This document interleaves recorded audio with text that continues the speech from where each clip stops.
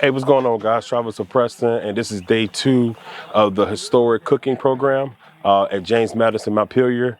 So as you can see, people to my right, they are literally setting up as I'm talking, and so I have to get back to them. But I definitely wanted to start the day off right. It's a nice, beautiful, I guess this is a Friday morning in Virginia. So for today, we're gonna do a group photo in the South Yard, which is where I'm located. And then right after that, we're gonna go right into preparing things, and we're gonna get separated into groups like we did yesterday. It's gonna be an A, B, and C group, okay? So for A group, we're gonna prepare lunch, which consists of the pork jambalaya, field pea soup, okay? So that's for group A. Group B, they're gonna be bakers, okay? So they're gonna be doing the barbecue sauce, the chop and grate vegetables, and we're also going to be making an apple brandy cornmeal pound cake. God, that sounds so good to me. I might have to be part of that group. So group C is going to be experiment with cooking over the pit. So as you can see, the pit is going right now because we got to get that fire going. It has to be very, very hot. So we're going to be making dinner rolls, and then we're going to start the double batch of dinner rolls. So we're going to get dinner rolls, and then we're going to make some double batch for the grand finale, which is actually tomorrow. And we also going to be doing some stuff for making cakes, okay? So, oh, I'm sorry, we have a group D, which is going to be roasting chicken, all right? So I can't wait for that. So like I said, this is definitely a great opportunity for anyone that's that like to do things like this. As me, like I like to do cultural stuff, and this don't get too much more culture than I don't want to say reenacting, but you kind of get in the mind frame of what an enslaved person would have been doing, at least far as the cooking portion goes. And like I said, we're all working together really, really hard to prepare these meals. And then kind of want you to think about it as you watch these videos that, okay, we're like, none of us are chefs besides the head chef, Jerome. But literally, we come together and we're trying to cut up onions, chop up all these vegetables, make all these dishes. And this is just literally just to feed the people that are here, which is maybe less than 20 people. So I just want you to imagine that they said like James Madison literally treated this like almost like a hotel where you would have 20, 30 people on a regular. And just think about it, you're cooking 3 meals a day. We only cooked 1 meal, which is lunch. And I'm talking about it took us all day. I mean, that's cleaning, prepping, the baking, all the cooking. So definitely an outstanding, how do I want to say it, experience. All right, so stay tuned. Make sure that you like, subscribe, and leave a comment at the end of this video, and recommend to your friends. Share it out, right? Also, make sure you watch the first episode of this, which was last week. All right, so let's get to it.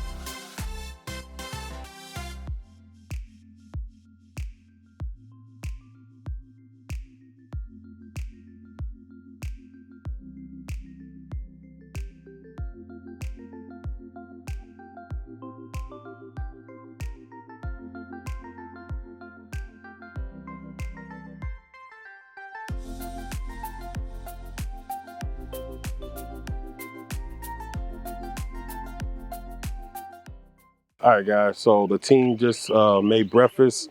It's a real simple breakfast. We just have eggs, grits, or what they call mush, and some bacon. All right. So everybody's in line enjoying the food, and at the same time we're cooking other stuff and prepping other meals. So yeah, we got to eat on the go. All right. But I know y'all. I know that food look good, right?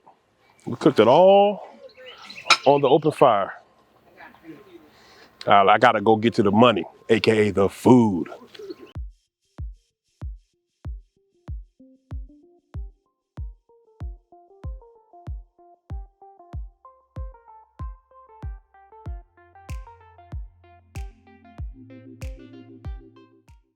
Okay, so we just got done with breakfast, and now we're getting into our groups A, B, C, D, and so we're going to be kind of bleeding over to certain groups because some groups have more responsibilities to do. So they're going to try to help out here and there. We're aiming for a 1 o'clock or 1300 for you military folks lunchtime. Okay, and then we're going to have some tea at 4 o'clock to kind of culmination of the day. Sit back, reflect, and we can talk with amongst ourselves. So right now you can see people are busy getting it done. And shout out to Jerome, man. He just gave a very inspirational speech. I didn't record it because it was kind of impromptu, but definitely shout out to him. All right, and James Madison, Montpelier. Hey, what's going on, guys? So what team is this? What time do you need it?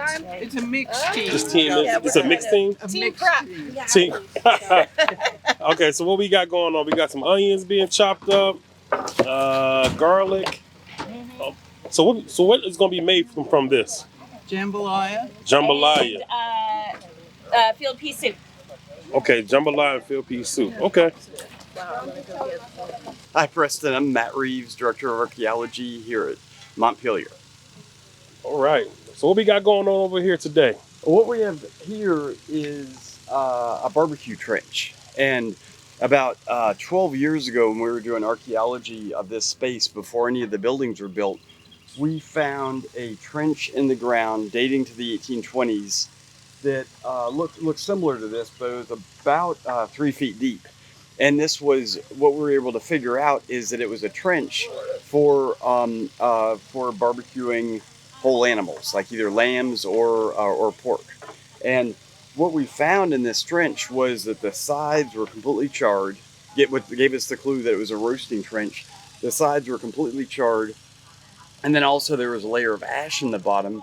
But what was the real clincher is we found a young pig's jaw in all that ash. So that was one of the pigs that was being roasted that the enslaved cooks things must have gone awry and it fell in or fell apart because it got too cooked. It's hard to say. But what's interesting about this is this trench, this cooking trench, even though it's where the homes of the enslaved were, the products of this were not for the enslaved families. It was for the elite visitors visiting the Madison. So like the Marquis de Lafayette when he came in the summer of 1824. So all this meat cooking here would have been destined for these backyard fetes or barbecues that Dolly Madison was so well known for. And one of her nieces talking about animals being roasted whole just off the backyard. And as it turns out, where these animals are being roasted whole is right in the middle of where the yards are for the homes of the enslaved. And appropriately enough, right beside this barbecue trench, you've got 2 smokehouses. And similar to this trench, all the products of these smokehouses were meant for the entertainment happening up at the main house. So in so many ways, what this space shows is that the enslaved homes here and how the enslaved families are having to build their lives, it isn't for the convenience or the function of themselves. It's for the convenience and function of the Madisons and the activities that they're doing. And this really speaks to, the whole trajectory of the enslaved and how they would have had to build their lives and know that, their daily activities were not the priority unless it met the needs of the Madisons. And that's something we're trying to help visitors understand by recreating this. Instead of just having this pretty set of yards here that look like ideal cottages, this was a working space. And what are the complexities that go into that? So what we're doing here is for the Saturday dinner, we're going to be roasting a suckling pig, similar to the evidence that we found here, and we're doing this in an experimental way. We've got this a little bit shallower with the oak beams on top because we're right on top of the archaeology, and we want to leave about 6 inches of clay to protect that for future investigations. So Okay. have to come back when we get the pig on there. Yeah. So thank you, Preston. Okay. Appreciate it. Yeah. Yeah.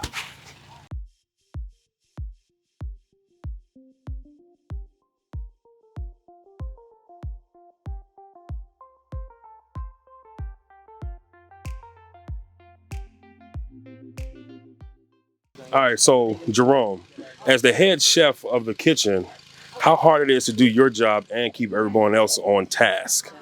I feel like I'm a whirling dervish and that I'm having to hit all the different corners. I feel incredibly hilarious. I feel so nosy because I'm paying attention to everybody's conversation because I want to hear any hints of what they're doing and what they need. It's kind of fun to have to organize people and make sure they know what I'm thinking ahead of time so they can give me what I want. It's really wild to think we're kind of like this organic machine that's running, and I'm kind of the queen bee in the middle of it. Okay. So, how do you think the team is doing so far? They're doing amazing because they're all learning new skills. None of these people have cooked in front of a fire before. No one has set themselves on fire. Everything's been cooked well. Nothing's really burned either. So I'm really, really excited and pleased. That's wonderful here. Appreciate your time. Thank you.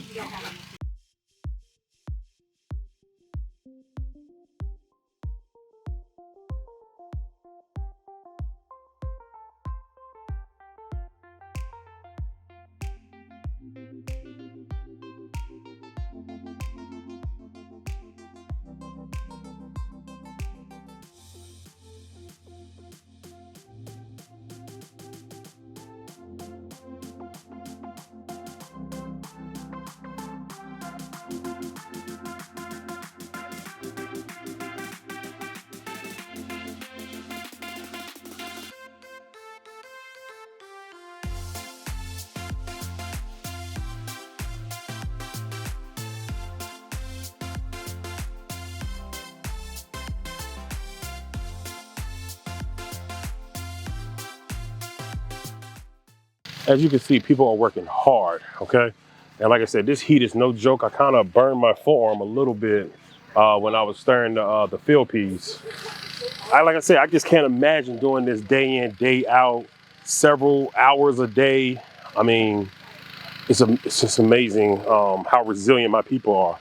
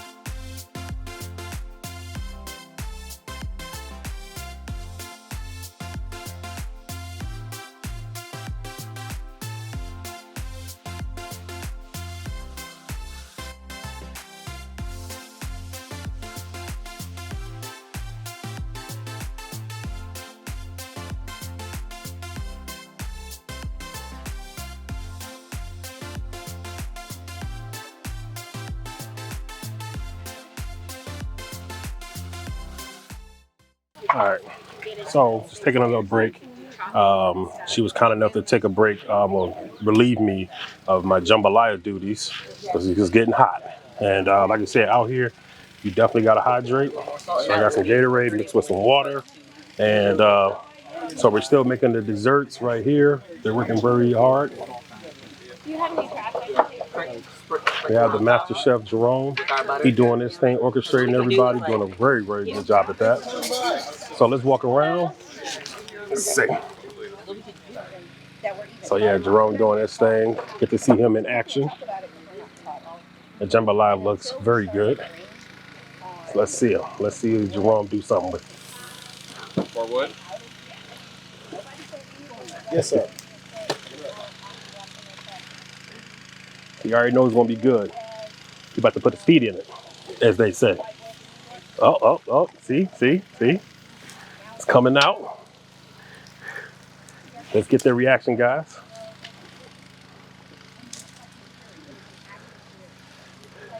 Where we at?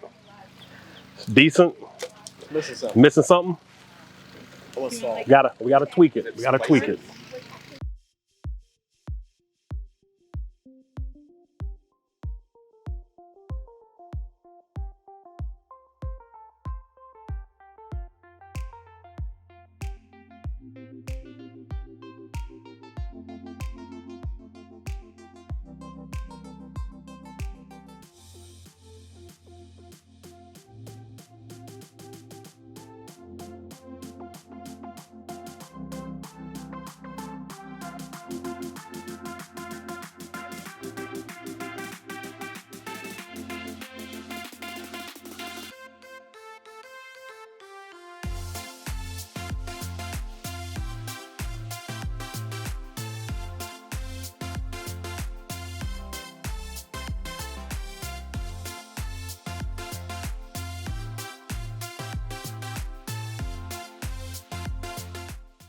All right, guys, so all the hard work that we've been doing all morning has culminated to us eating lunch.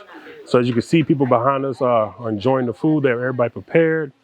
We walked the chicken from the pit back to the tents. Like I said, we are still all in the south yard, and we're enjoying the food. Let me know what you guys think of the food, because I'm telling you, John, it's amazing. As you can see on camera that I've been tasting with Jerome and stuff, trying to get the perfect spices and blending. All right, guys, so we got done doing everything today. We kind of toured the house a little bit. We actually finished up a little early today. So we're having tea on the back porch in between the north and south lawn or yard. So we're just enjoying each other's company, talking, fellowshipping, which is what it's about, having those conversations and stuff like that. So yeah, see, all guys are happy, all the guys and girls. So I'm gonna get a closer look for you guys so you can kind of see what we're eating.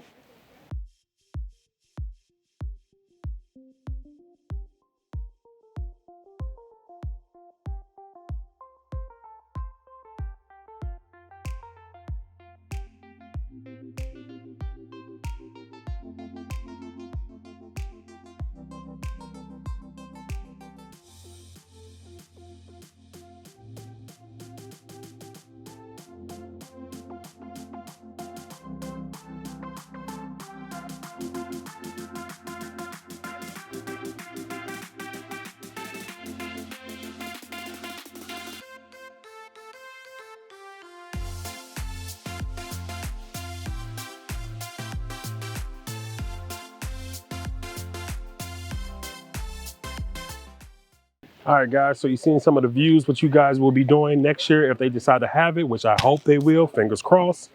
All right, so this is day 2 of the historic cooking program at James Madison Montpelier. And it's Travis Preston signing out. See you guys next Monday for the 3rd day of the cooking class. Peace.